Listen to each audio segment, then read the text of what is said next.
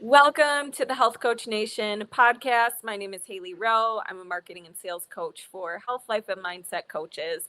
And our goal on this show is to help you with your business and all the things that go into it, whether it's your mindset that goes into your business, which is what we're going to talk about today, your marketing, your sales, your time management skills. And today I have a very special guest. Her name is Dr. Joe. And she's a former clinical psychologist turned into a somatic embodiment expert and a holistic healer, as well as a yoga teacher. And she works with women all across the globe on helping them reconnect with their bodies and their nervous systems. And she uses psychology, movement, and spirituality.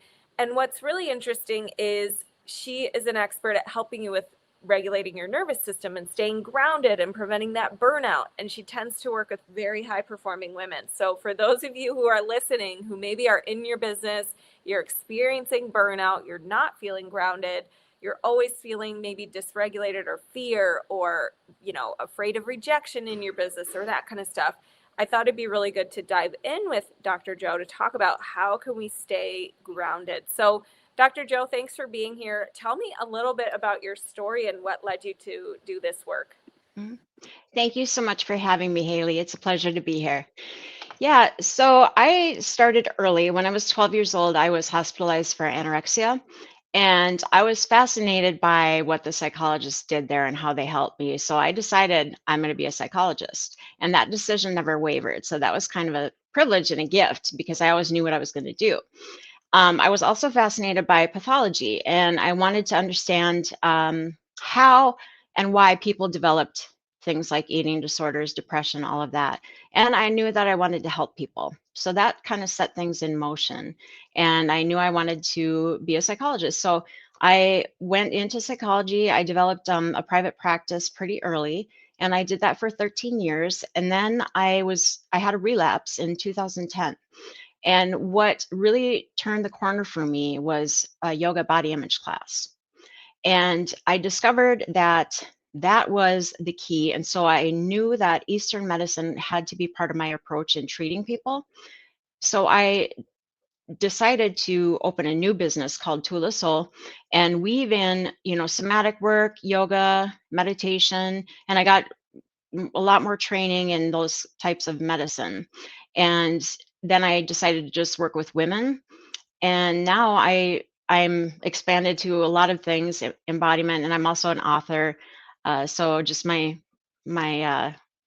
expertise keeps expanding as I'm always learning new things Yeah, because I have insatiable curiosity. So of mhm, course. mhm, Yes. And tell me a little bit more about embodiment, because I think a lot of people hear that word and they're like, what does that really mean? mhm, And I think a lot of times in the coaching world, for the listeners, a lot of the work we do is cognitive behavioral mhm, change. So it's a lot of mind, like thoughts, our mhm. thoughts and thought work and all of that. But there's also what you're saying, somatics, where Mhm. we have to feel it in our body. We can't just tell our mind something and then, hope it sticks or put a positive affirmation on something and then, Yeah. you know.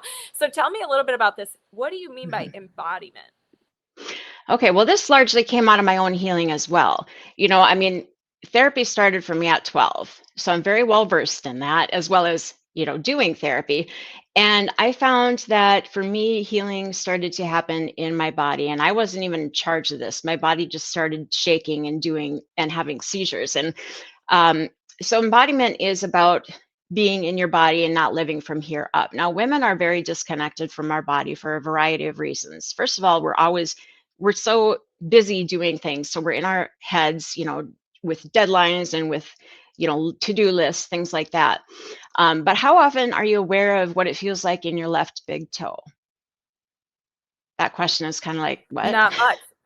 um, but we actually have a brain in our heart and in our stomach. So, in other words, we have neurotransmitters there that send messages to our mind. And our body actually holds a lot more wisdom than our brain because our brain is largely illusions and delusions and conditioning and other people's messaging. So when we can be quiet up here and listen to our body, we actually know a lot more about what we actually need and want. So the practices that I teach are fairly simple, but they're very, very important. So, for example, and I'm coming out with a book called The Embodiment Journal, and every day it's going to have a different practice. So, for example, it'll be something like sit with your feet planted on the earth and just inhale and pretend you're inhaling fresh energy from Mother Earth and draw that energy all the way up into your belly and into your rib cage. And then exhale anything that no longer serves you, any negative energy, back down into Mother Earth through your feet so she can recycle it. And just doing some breaths like that. So, really working with clearing energy and bringing in new energy. And these practices help you get in tune with your body and also start to do some clearing work. The reason that we do this is because our bodies literally hold trauma and tension. And if you think about it, so every time like a trauma or something like that happens, and trauma can be defined as anything that happens too much, too quick, too soon. So it could also be like a positive thing. It doesn't necessarily always have to be a negative thing. So let's say um, suddenly you get a new job, but you weren't quite ready for it, and it's just this big transition. Well, that's kind of traumatic. So your body kind of like freezes and it kind of gets stuck in these motions. So your body has to like shake it out. So part of that is also doing some shaking. So I do a lot of like shaking, tapping, doing this, shaking out, things like that. There's so many different techniques that I use, but also it's about interoception and proprioception and neuroception. So interoception is being aware of the body cues inside. So things like when you're hungry, when you're thirsty, a lot of times, or when you're satiated, a lot of times we're not aware of those signals because we cut them off and we eat when it's mealtime or when food is in front of us, when it looks good or when other people are eating, and we aren't aware of when we're full. We just keep eating because till our plate is done or because we emotionally eat. When we're aroused and sexual cues, we often are shut off from those for a variety of reasons. If there's abuse or things like that, and we just have sex because it's time or because we're told to, or and we don't know how to say no. Other things like sensation, temperature, sensation, all of those internal cues. And then proprioception is the sensation around our bodies and being aware of that. And neuroception is our senses and being aware of those. So the more that you get in tune with your body and are embodied, everything changes around you. And the mindfulness too. You're much more mindful. And when you are mindful, you can respond rather than react. And Yeah. everything kind of changes. Yeah. Wow. Mhm, Okay. I love that you say that there can be positive trauma too, because I've mhm, never heard someone say that. And mhm. you're right. Like sometimes you just have big changes go on Yeah. too much, too soon, too fast. Mhm. And you have these reaction patterns that become, something you keep doing that doesn't end up Yeah. serving you. So, what are some of the common, maybe trauma patterns that you Mhm, see women in business develop mhm, that aren't serving them or that we should be aware of or work on shifting? Tell me a little more about that. mhm. Often, one of the things I see for women is it's still hard for women to speak up and to not apologize and to really own their ideas. I don't know how many times this has happened to me, and I assume it happens to women. I've been in meetings and I have proposed an idea or suggested something, and it's kind of poo pooed or they move on. And then a little bit down the road, a man will bring up my same idea, maybe rephrased a little bit, and it's like, oh, yes, yes, we should adopt that. And it's like, so learning how to um, either reclaim that or yes, as I said a little while ago, we can, or presenting the idea with a little bit more oomph or a little bit more even like posture makes a difference. So like when you're sitting up with a straight spine, and this is about embodiment too, and your tone of voice, and instead of presenting something like, well, I was thinking about, maybe this, more like, I have a great idea, we can do this and this is how it will work. You know what I mean? Like doing some of those practices that will really impact how an idea comes across. And when you present it with confidence and with, the right kind of posture, the right kind of like take leadership attitude, then it can come across very differently. And then maybe the man over in the corner isn't going to take over and claim your idea. Right. And also this thing about, asking for raises and things like that and not feeling worthy and just sort of accepting, not challenging pay raises and asking for more. All of these things are still part of the workplace, environment, still Hmm. very much. And one of the things that I also work on is healing the sister wound. Now, this comes up in the workplace very much. So the sister wound is about, um, women used to, back in the day when it was a matriarch, so queens ruled, and then not and then when men started to compete for land and wanted to keep a woman in the house so they could procreate, so they had kids to work the land, that's when women were separated and they started to compete, of course, for husbands, and then they didn't have those close connections. So I do a women's circle every month, and I'm promoting more and more women to do these because it's so important that we connect in circles.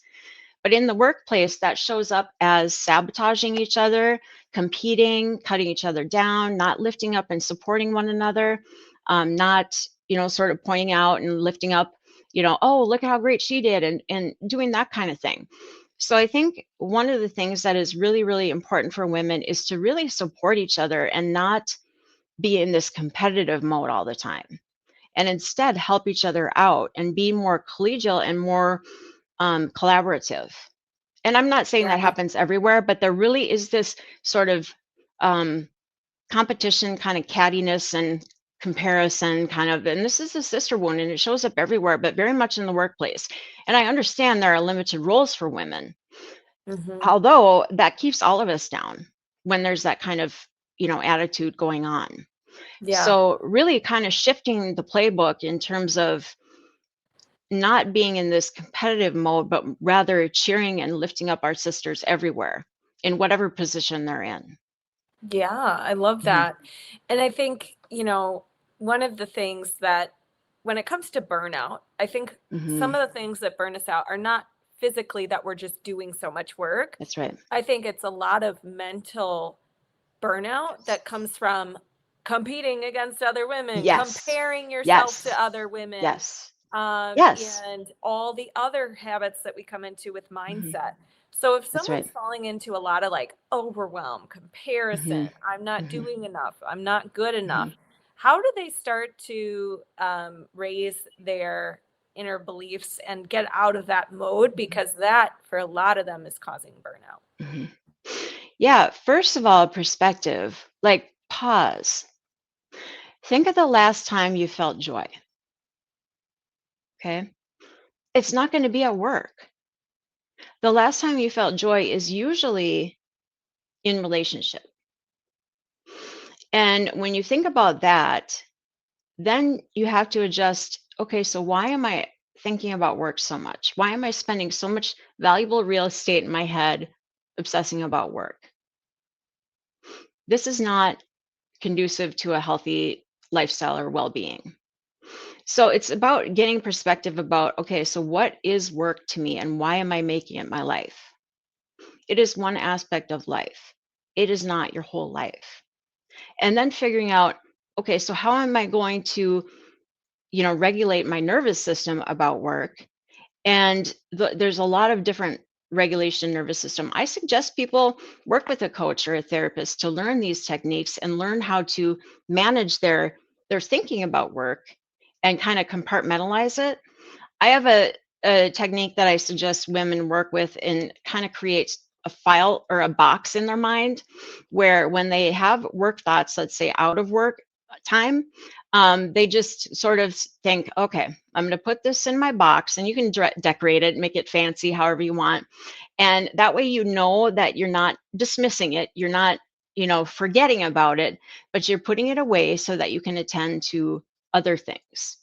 So it's kind of like you're tricking your brain into thinking, okay, I'm not forgetting about you. I'm going to attend to you, but I don't have to attend to you right now. because I'm going to go back to what is happening. I'm going to come back to the present and just be mindful and do what I want to do right now, which is play or read or Mhm. just be present. So it's kind That of a is a tucking away, great compartmentalizing. Yeah. That's a great Mhm. tip. Yes, because so often we're with our family, but we're thinking about work, or we're working and then we're thinking Yes. about our family and we're not really where we are. Yeah. And then it takes Mhm. away from the joy of that experience. And I Mhm. have a similar, I don't call it a box, but I Mhm. have something in my program where we say, put it on the later list. Park the Yeah. idea, put it on the later Yeah. list. You can always come Yep. back to it, but it doesn't need to Exactly. be right now. Yeah, yeah, same So, kind of idea where it's like get it out of your head. And I mm, also have another idea. We have a lot of us have anxiety and like free floating anxious thoughts. And I call them little worry bugs. And I think about like just letting them fly out of your ears, like little worry bugs, and ooh, exhaling and having them on the exhale, just having them fly out, just like considering, and they can go out your nose or out your mouth or just like fly out your ears. Because oh, they're that's just so good. yeah, they're just useless little bugs and you don't need them. And they're not going to do anything. They're bugs. They're not going to do anything for you. They're just like little critters. They don't solve Hmm. anything. And they're kind Yeah. of pests. So you just don't need them. Worry thoughts don't accomplish anything. Yep. And the other thing is just really practicing being mindful and right here, because I have this saying like, and a yoga teacher taught me that. What time is it now? Where am I? Here. Here, now. That is all I need to know. That's it. And Brilliant. just coming back to like right now. And another one that I say when you're anxious is right here, right now, I am safe. Right Yeah. here, right now, I am safe. Just kind of again Mhm. grounding, or just like planting your feet on the earth and doing some deep breathing. Just because we make things a catastrophe when they're not. You For know, sure. I have this deadline, and oh my god. Well, you're gonna live. you know Yeah. and the other thing is asking for help, being okay with asking for help. We're not perfect and we need help. And if it's more of a sisterly environment at work, then lean on your sisters. Have it a supportive environment where you can go, girl, I need some help. And then they're going to ask you for help. And it's more of a really supportive, loving environment, you know, Exactly. and go out for lunch and have fun. I was going to say have a drink, but whatever. Have a Have drink or fun. not, doesn't Yes. matter. But Yes. just be able to like shoot the shit in the middle of the day so you're not just grinding all the time. I Mhm. love it. So, okay, if people are like, this is really interesting. I like some of these techniques that were shared today. How can they connect with you and find out more about what you do? Sure. My website is tulasoul.com. That's TULASOUL.com. And my email is joe at tulasoul. So jo at TULASOUL.com. My Instagram is holistic coach Joe. That's two C's. HOLI. Whatever, holistic coach Joe with two C's. Yes, we'll put that in the show notes. Yep. Yeah, yeah, thank you. And yeah, I love to hear from everybody. I've got a lot of, and I've got like, I also have a monthly women's moon circle that I love to invite everybody to. And I have workshops and I have retreats coming up. I do a silent retreat in November, which is really, really powerful for stripping down all of the defenses and just going there. It's really, really a fun, neat event. And I have another Goddess Warrior retreat coming up too. So, Amazing. and my book Wow. coming out, which is going to be great. I have co-authored a couple of books, but this one's going to be really good. Embodiment Journal. Nice. Mhm. Congratulations. Thank All you. right. So give her a follow, Holistic Coach Joe. Give me a follow. I'm at Hailey_Rowe. We're going to go live actually together shortly. So thank you for being here, Dr. Joe, and we'll talk to Thank you you soon. so much. Thank you. Appreciate you.